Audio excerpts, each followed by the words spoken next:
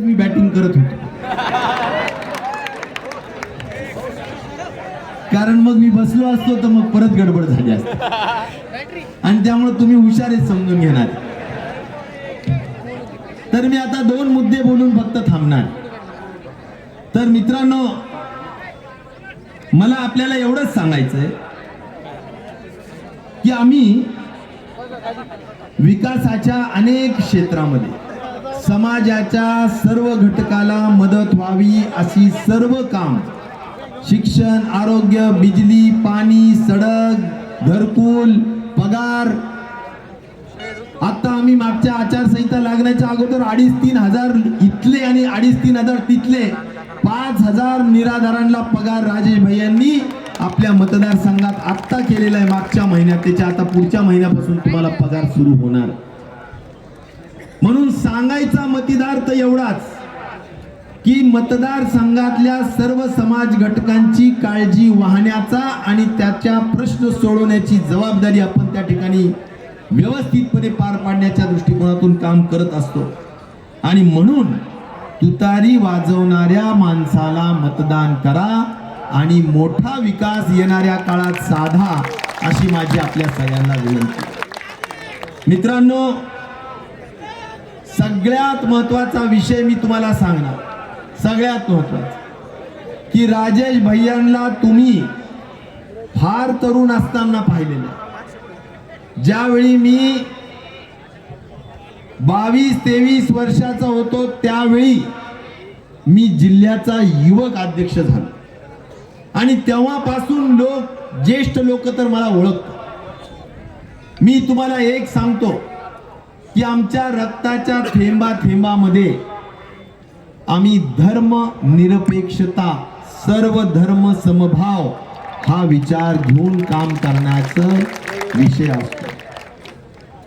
राजेश भैयाच्या मागच्या 25 वर्षाच्या सार्वजनिक जीवनात एक छोटा डाग असा नाही की ज्या ठिकाणी राजेश भैयांनी कुणाशी जाती धर्माचा वाद निर्माण केला, प्रॉब्लेम निर्माण. मी माझ्या ईश्वराची शपथ घेऊन आणि माझ्या आई वडिलांची शपथ घेऊन सांगतो की मला सर्वांना बरोबर घेऊन काम करणं हा मी माझा धर्म समजतो. माझा धर्म काय माहितीये? माणुसकी आणि मानवता हा माझा धर्म आहे. त्यामुळं माणसाला माणसावर प्रेम करणं हा आपण धर्म समजतो. आपण जरूर हिंदू धर्मातले असू, आपल्या हिंदू धर्माबद्दल आपल्याला चौकटीच्या आत, घराच्या आत आदर आहेच, आपले पण आहेच. पण चौकटीच्या बाहेर गेल्यानंतर आपण भारताचे नागरिक आहोत आणि या भारताच्या संविधानामध्ये असणारा समता, बंधुभाव, स्वातंत्र्य, न्याय हे जे महत्वाचे कॉलम आहेत, हे जे महत्वाचे खांब आहेत की ज्याच्यावर हे संविधान उभा आहे, त्या संविधानाला आपण मानतो. आणि त्यामुळं आपण माणुसकी आणि माणसावर, माणुसकी आणि मानवता हा आपला धर्म आहे आणि त्या दृष्टिकोनातून आपल्याला माणसाला प्रेम देण्याचं काम आम्ही करत आहोत. मित्रांनो, आज मला आपल्याला एवढंच सांगायचं की आपण ज्या ज्या काही गोष्टी केल्या, मी विकासाचं सांगितलं त्याला भौतिक विकास म्हणूया, सामाजिक विकास सांगितला की तुम्हाला सर्व धर्म समभावाच्या माध्यमातून सगळ्यांना मुख्य प्रवाहात घेऊन जाऊया. आणि तिसरा महत्वाचा विषय मला हा सांगायचा की आम्ही आर्थिक विकासही तेवढाच जनतेचा करतो. ज्या ज्या संस्था उभ्या केल्या मित्रांनो, त्या सगळ्या संस्था अत्यंत दर्जाच्या ऑडिट मध्ये काम करत आहेत. मग समर्थ सहकारी साखर कारखाना असो, बँक असो, अन्य सगळे घटक, या सगळ्या संस्था तुमच्या दररोजच्या आर्थिक परिवर्तनात, आर्थिक उन्नतीत मोठ्या पद्धतीने सहभाग नोंदवतात. आज आपल्या कारखान्याला मागच्या अनेक वर्षांपासून उत्कृष्ट कारखानदारीचं पारितोषिक मिळतं. आपण उत्तम पद्धतीचे भाव देतो. दिवाळी आता गोड केलीच आहे, पण अजून जर का कमिशनरनी परवानगी दिली, कारण ज्याला म्हणतो आपण FRP, त्या FRPच्या पेक्षा जास्त द्यायचं असेल तर कमिशनरला जरा विचारावं लागतं. आणि कमिशनरनी जर परवानगी दिली तर अजून कळलं असेल तुम्हाला काय म्हणायचं. अजून देऊ प्रस्ताव पाठवलाय, वाट बघा. पण सर्व काही संस्था चालवतो आम्ही तुमच्यासाठी चालवतो. अहो मला सांगा, महाराष्ट्रातल्या सगळ्या कारखानदारीमध्ये तुम्ही जा आणि बघा. यावेळी कोल्हे साहेब, आपण मागच्या वेळी शिवस्वराज्य यात्रेला आल्या होता. या सगळ्या पलीकडच्या पट्ट्यामध्ये दुष्काळ होता. जानेवारी, फेब्रुवारी, मार्च मध्ये कारखाना चालू होता, ऊस वाळलेला होता. पण आम्ही 100% ऊस, कदाचित इथला 2 काय जे छोटे मोठे कारखाने असतील त्यांनी 1 टन 1 टिपरू सुद्धा ऊस वाळलेला गाळलेला नाही. आम्ही हा वाळलेला ऊस सुद्धा 100% गाळला. त्याची संख्या काही 2 टन आणि 10 टन नव्हती. राणी उंचेगाव, अंबड आणि रांजणीचा सगळा पट्टा मिळून 1,00,000-1.5 लाख टन होता. आणि तेवढा ऊस जरी त्यात साखर कमी असली तरी सुद्धा गाळला. कारण आम्ही व्यवहार बघितला नाही, आम्ही माणुसकी बघितली आणि त्या कष्ट करणाऱ्याला पैसे देण्याचं काम केलं. तोडत नव्हते कारण वाळलेला ऊस होता. हार्वेस्टरही तोडत नव्हते. हार्वेस्टरला जगाच्या पाठीवर टनावर भाव असतो, पण मी तो तासावर केला. तासावर, 1 तास तोडून तुला आम्ही पैसे देतो. प्रचंड मोठा खर्च त्यातून केला. त्याला एका वाक्यात जर वर्णन करायचं असेल तर 4 आने की मुर्गी 12 आने का मसाला. नफा तोटा हा शेतकऱ्यांपेक्षा जास्त नाही. जरी यावर्षी काही आपल्याला थोडा अधिक खर्च वाढला असेल तरी आम्ही पुढच्या काळात अधिक जास्त उत्पन्न करून दाखवू, रिकव्हरी वाढू, अजून काय करू.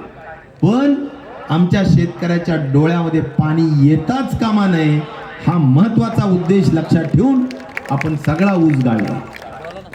म्हणून मित्रांनो, आम्ही सर्व पद्धतीने तुमच्या सगळ्या सुखदुःखात, अडीअडचणीत, अहो मला हे सांगा, ह्या सगळ्या भौतिक विकास, आर्थिक विकास, सामाजिक विकास मी बोललो, पण माझ्या आईवडिलांसारखे वडीलधारी असलेले सगळे लोक, बऱ्याच लोकांना नैसर्गिक पद्धतीनं आपल्याला मोतीबिंदू होतो. या मोतीबिंदूला 100% उपचार करण्याच्या दृष्टिकोनातून 100 नाही, 1000 नाही, 10,000 पेक्षा जास्त मोतीबिंदूच्या रुग्णांना मोफत उपचार करून पुण्यावरून 1 रुपया सुद्धा न घेता आपल्या मतदारसंघातले सगळे मोतीबिंदू आम्ही दुरुस्त करण्याचं काम केलं. हे सुद्धा मला अभिमानानं सांगायचं. मला हे सांगायचं, विकास करणं असेल, गोरगरिबांची सेवा करणं असेल, मोतीबिंदूचे काम असतील, अॅनिमिक गोष्टी असतील, कुणाला ऐकायला येत नाही त्यांना, कर्णबधीर लोकांना त्या ठिकाणी मशीन देण्याचा विषय असेल, अनेक दुर्धर आजाराच्या पेशंटला सतत त्या ठिकाणी हॉस्पिटलमध्ये उत्तम पद्धतीची सेवा देऊन योजनेत बसून त्यांना मदत करण्याचा विषय असेल, सगळ्या गोष्टी मित्रांनो आम्ही करतो. आणि म्हणून आपली सेवा करणं हाच आमचा राजकारणातला, निवडणुकीचा आमदार होण्याचा हेतू आहे, दुसरा काहीच नाही. आणि म्हणून माझं आता आपल्याला एवढंच सांगायचं की आपण सगळ्यांनी या सगळ्या कामात एकाच पद्धतीनं आमचा हुरूप वाढवता येईल, अजून जास्त सेवा करता येईल.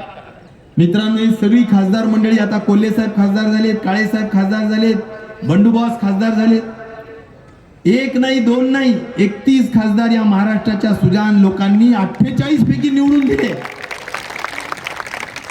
आणि त्या सगळ्या भागात आपण बघितलं तर 185 विधानसभेत लीडवर आहेत आपण महाविकास आघाडी. त्यामुळे मी भविष्यकार नाही, पण महाविकास आघाडीचं सरकार येणाऱ्या काळात निश्चित प्रकारे येईल, हा मला या ठिकाणी 100% भाकीत आपल्याला सगळ्यांना करायचं. आणि त्यामुळं मी आपल्याला एवढंच सांगेन की आपले प्रदेश अध्यक्ष येऊन गेले, त्यांनी मागच्या शिवस्वराज्य यात्रेत आपल्याला काही संकेत देऊन गेले. आणि म्हणून आपल्याला अधिक वेगाने, अधिक गतीनं, आणि मी म्हणेल ज्या पद्धतीनं आम्हाला सगळ्यांना सत्तेतून काढून टाकलं आणि आपला थोडा विकास थांबला असेल, थोडा स्लो काम करत नाहीत साहेब, म्हणायचं नाही, आपण प्रेमानं घेऊ. पण आता खऱ्या अर्थानं तुझारी तलवार या मतदारसंघात झालेले, एकडून बॉस आहेत, एकडून भाई आहेत, अभी तो पार्टी सुरू होई आहे. मी विनंती करतो श्री संजयजी जाधव साहेबांना की त्यांनी सभेला मार्गदर्शन करावे. घनसावंगी विधानसभा मतदारसंघातील महाविकास आघाडीचे अधिकृत उमेदवार सन्माननीय श्री राजेश भैया टोपे यांचा उमेदवारी अर्ज दाखल करण्याच्या अनुषंगानं आयोजित केलेल्या सभेला उपस्थित जालन्याचे जॉईंट क्लिअर खासदार आदरणीय डॉक्टर कल्याणजी काळेसाहेब, आपले उमेदवार आदरणीय राजेश भैया टोपे साहेब, व्यासपीठावरील सर्व महाविकास आघाडीचे पदाधिकारी, लोकप्रतिनिधी आणि इथे जमलेल्या सर्व माझ्या बंधू आणि मित्रांनो, विधानसभेची निवडणूक आणि त्यात घनसावंगीमध्ये काही वेगळं होणार आहे अशी काही विचार सुद्धा स्वप्नात करायची गरज नाही. मागच्या 5 टर्म टोपे साहेबांनी ह्या ठिकाणी निवडून येऊन दाखवल्या. आता त्यांची ही 6वी टर्म आहे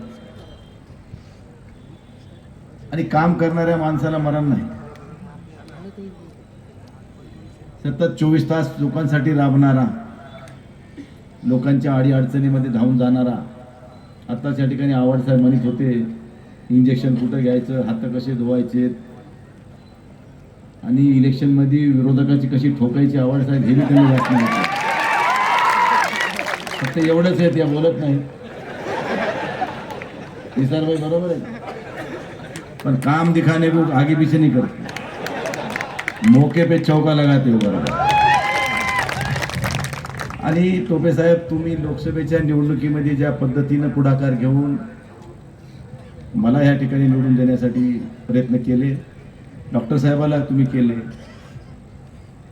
आमचे काही लोक इकडे तिकडे गेले असं जरी दिसत असलं तरी निवडणूक आता लागली आहे.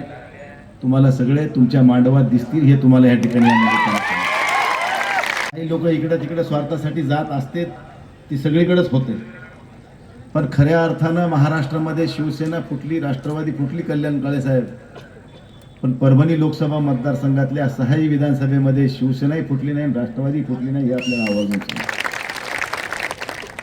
त्यामुळे ह्या ठिकाणी जडणघडणीतले लोक आहेत, पक्षावर निष्ठा असणारी लोक आहेत.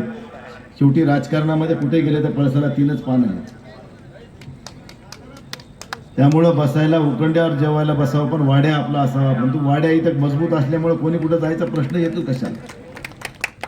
त्यामुळे आदरणीय शरदचंद्रजी पवार साहेब असतील, आदरणीय उद्धव ठाकरे साहेब असतील, काँग्रेसच्या वतीनं राहुल गांधीजी असतील, ह्या सगळ्या लोकांनी ही महाविकास आघाडी सर्वसामान्य जनतेच्या हितासाठी निर्माण केली आहे.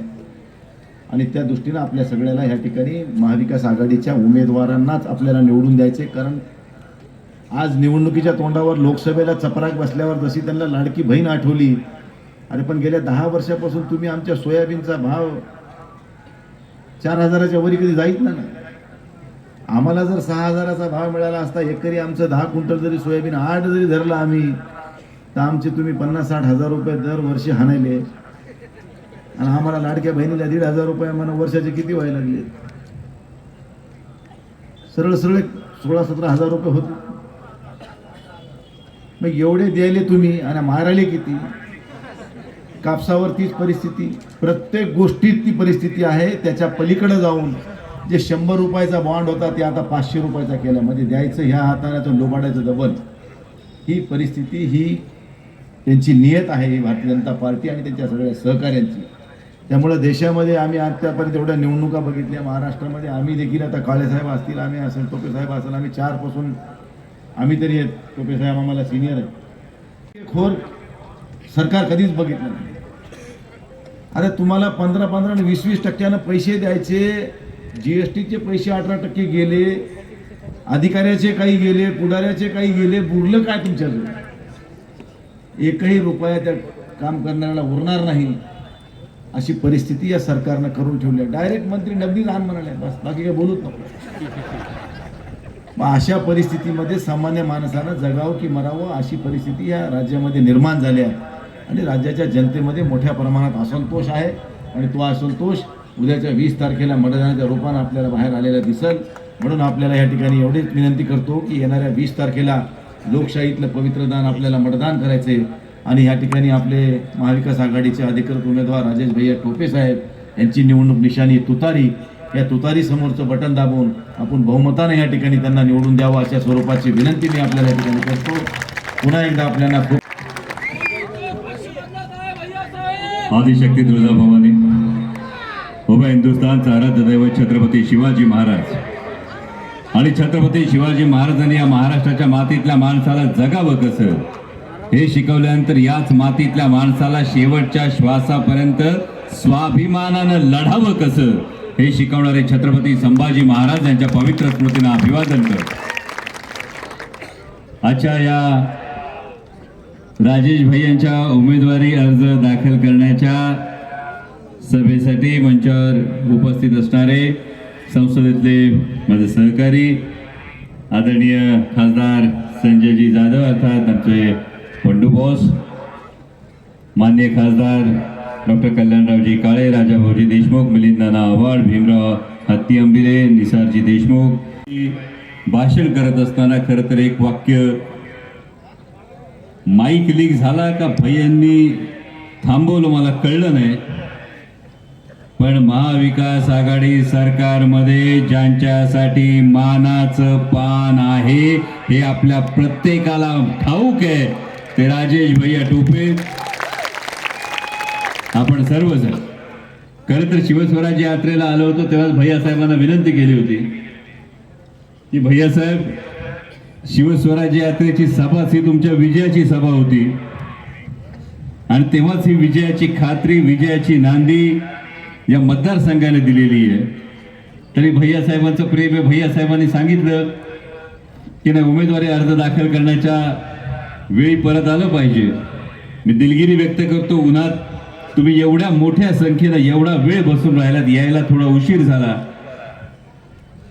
कारण आधी आपल्या शिरूर लोकसभा मतदारसंघातल्या शिरूर हवेलीचे आमदार अशोक बापू पवार यांचा उमेदवारी अर्ज दाखल करायचा होता. वडगावला साहेब बरोबर, त्यांचा उमेदवारी अर्ज दाखल करायचा होता आणि तिथून मग इकडे आलो आणि त्याला उशीर झाला. उशीर झाल्याबद्दल मनापासून दिलगिरी व्यक्त करतो. पण खरं सांगतो, सकाळ म्हणजे काल रात्री नाही हे सहानुभूती सांगत नाही. इतर कोणाच्या सभेला गेलो असतो तर सांगितलं असतं आधी 2 घास खाऊ द्या, नंतर सभेला बोलायला उभा राहतो. पण इथं येताना तो विचार करावासा वाटत नाही. याचं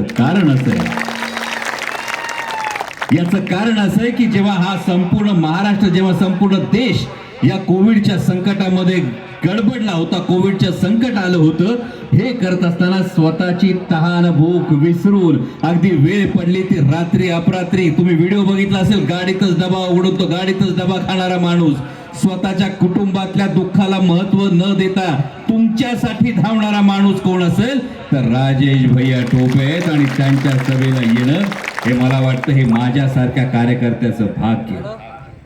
मगाशी भैयासाहेब बोलताना बोलले, धर्मनिरपेक्षतेविषयी बोलते, जातीय सलोख्याविषयी बोलले. पण मला वाटतं भैयासाहेबांचं जर आपण काम बघितलं तर या प्रत्येक गोष्टीचा प्रत्येक ठिकाणी आपल्याला प्रत्यय येतो. कारण कोविडच्या काळामध्ये जेव्हा आपल्या घरातलं कोणी ऍडमिट होत होतं, ते ऍडमिट होत असताना ऍडमिट करून घेणाऱ्या डॉक्टरला तुम्ही मी कधी जात विचारली नाही, शुश्रूषा करणाऱ्या नर्सला तुम्ही आम्ही कधी धर्म विचारला नाही. इतकंच कशाला तर प्रत्येक ठिकाणी अंत्यसंस्कार करत असताना जेव्हा कुटुंबातली माणसं जवळ येत नव्हती तेव्हा इतर धर्मातल्या लोकांनी, काही ठिकाणी पुण्यात मोठे उदाहरण आहेत, इतर धर्मातल्या लोकांनी अंत्यसंस्कार केले. अशी परिस्थिती ज्या माणसाने पाहिली आणि ज्या माणसाने ती हाताळली. कोविडच्या काळामध्ये भैयासाहेब नवरा बायकोचं न बायको नवऱ्याचं जेवढं काळजीपूर्वक ऐकत नव्हती तेवढं भैयासाहेब असं ऐकत होते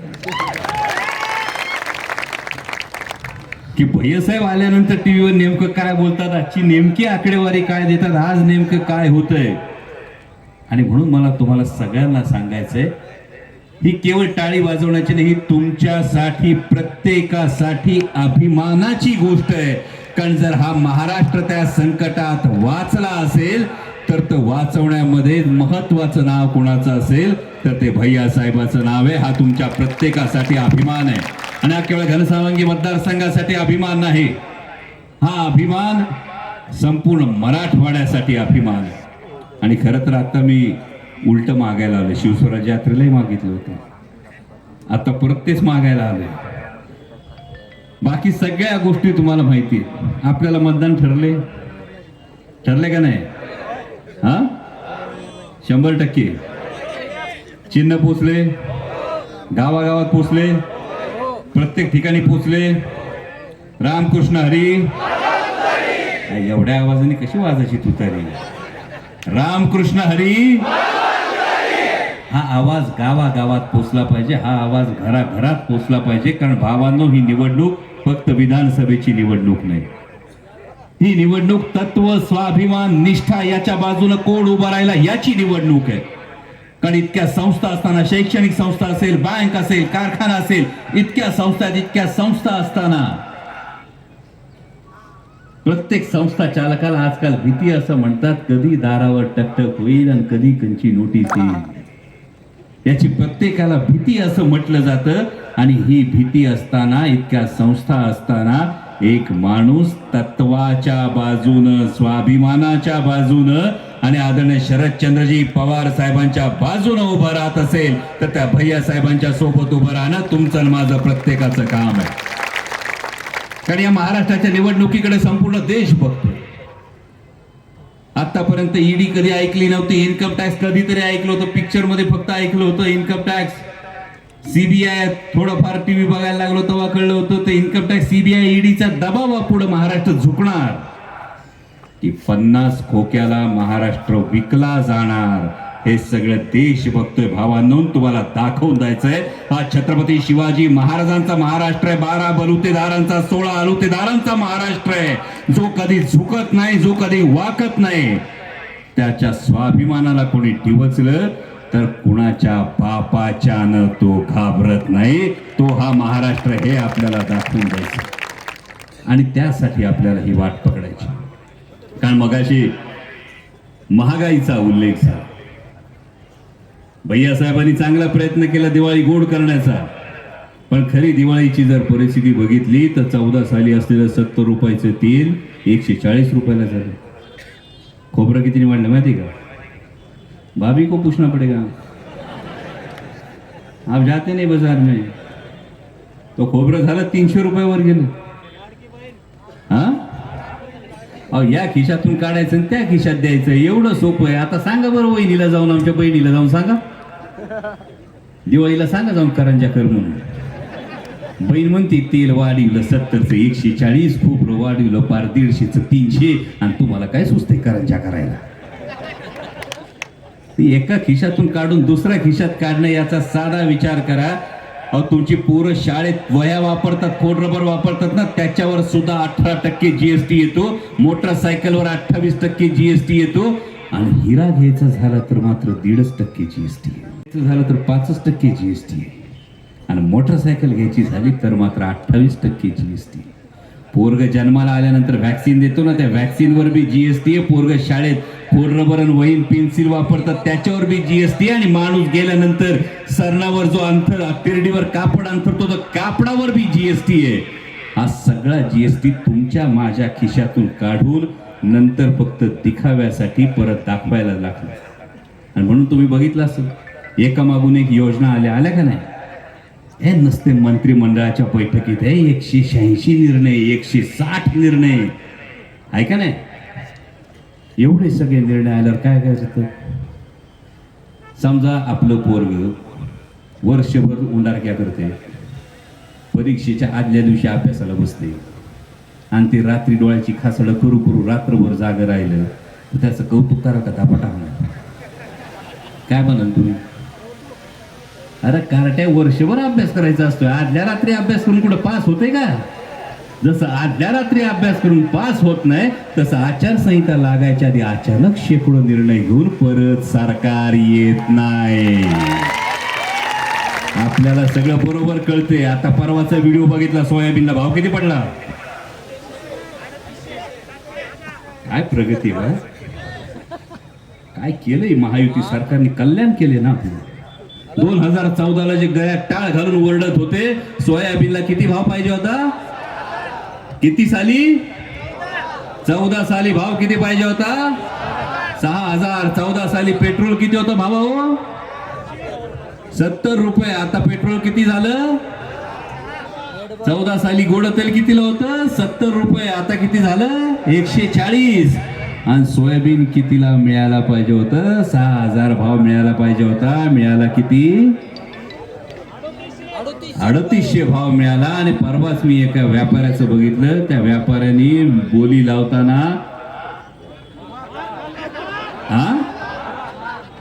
मग तुमच्या सोयाबीनला जो तुमच्या अपेक्षेपेक्षा कमी बोली लावतो, अशा एखाद्या व्यापाऱ्याचा तुम्हाला राग येत असेल तर गेली 5 वर्ष तुमच्या सोयाबीनची माती करणाऱ्या त्या महायुती सरकारला काय करायचं याचा जाब विचारायला विसरू नका भावांनो.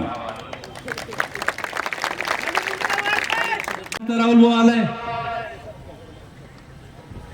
जे कांद्याचं ते कापसाचं, कांद्याला जेव्हा भाव चढतो तेव्हा कांद्याची निर्यात बंदी करतात. निर्यात बंदी केली का पाकिस्तानच्या कांदा उत्पादक शेतकऱ्याचं भलं होतं. आमच्या कांदा उत्पादक शेतकऱ्याच्या ताटात माती काढवली जाते.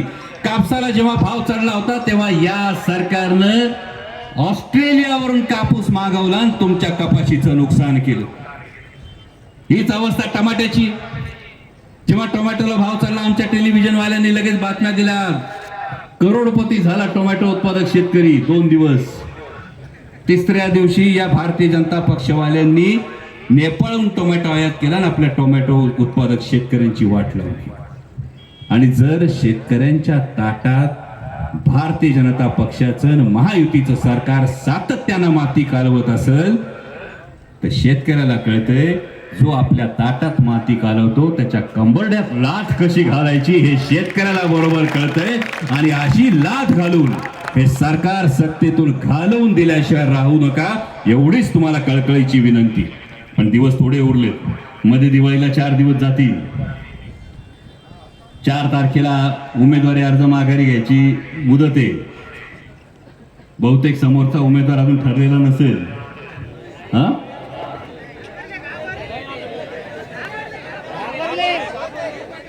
म्हणजे निकाल आत्ताच लागलाय. म्हणजे समोर अजून उमेदवार मिळत नाही. ही संधी आहे भाऊ.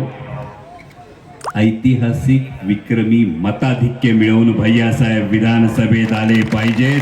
ही तुम्हाला संधी, त्यासाठी जबाबदारी तुम्हाला खांद्यावर घ्यावी लागेल. आणि जबाबदारी खांद्यावर घेत असताना प्रत्येक ठिकाणी गावागावात चिन्ह पोचलं पाहिजे. सगळ्या बूथ कमिट्या उभ्या राहिल्या पाहिजेत. समोरून खोक्यांचा वापर होईल असं लोक म्हणतात, मी काय म्हणत नाही.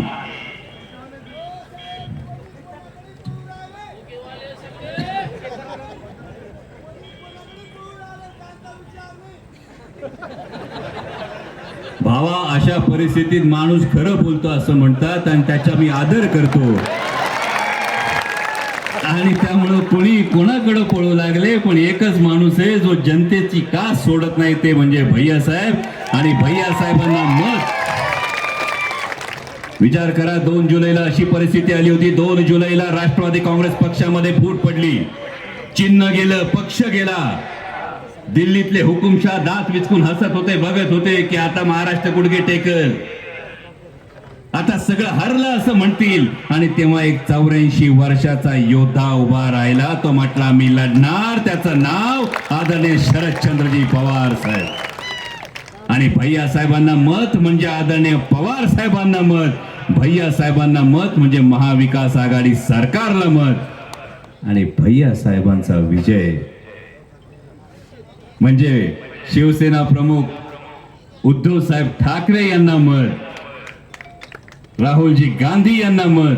आणि भैया साहेबांचा विजय म्हणजे या मतदारसंघासाठी सरकारमध्ये असलेलं मानाचं पान, ते घ्यायला विसरू नका. एवढीच तुम्हाला कळकळीची विनंती करतो. आणि प्रचंड प्रचंड